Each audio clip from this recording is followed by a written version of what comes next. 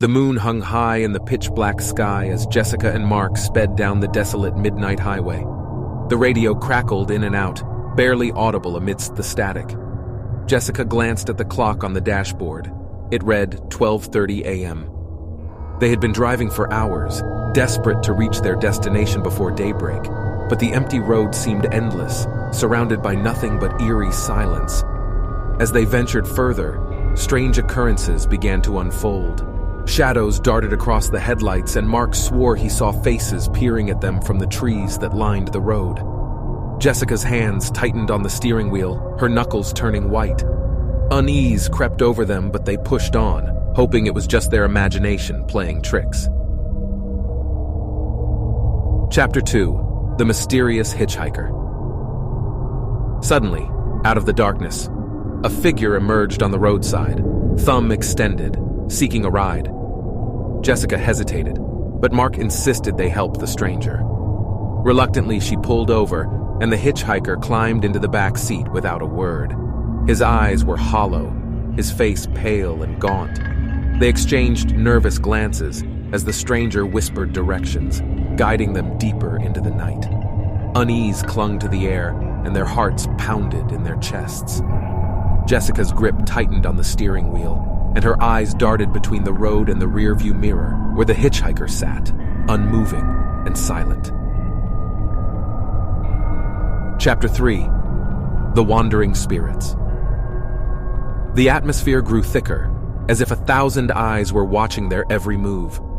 Strange sounds echoed in the distance, whispers carried by the wind, and faint cries that sent shivers down their spines. The hitchhiker seemed unfazed, his gaze fixed on the road ahead, never once turning to acknowledge their presence. As they drove deeper into the night, the surroundings changed. The trees grew gnarled and twisted, their branches reaching out like skeletal fingers. The moon disappeared behind a dense canopy of clouds, casting the highway into complete darkness. It felt as if they had entered another realm, a place where the living and the dead converged. Chapter 4: The Haunting of the Highway. A thick fog rolled in, reducing visibility to a mere few feet. Jessica's hands trembled on the wheel, and Mark's breath quickened with each passing moment. The hitchhiker finally spoke, his voice hollow and laced with sorrow. "Turn back," he whispered, his tone sending chills down their spines. "You mustn't go any further. This road is cursed, haunted by lost souls." But it was too late to turn back. The highway stretched ahead, a winding path leading to an unknown destination. Shadows danced in the mist, and figures emerged, their ethereal forms flickering in and out of sight. Chapter 5: The Descent into Madness. As they continued down the haunted highway, their car sputtered and the engine coughed to a halt. Panic set in, and they realized they were stranded in the heart of this spectral nightmare. The hitchhiker vanished, leaving them alone in the darkness.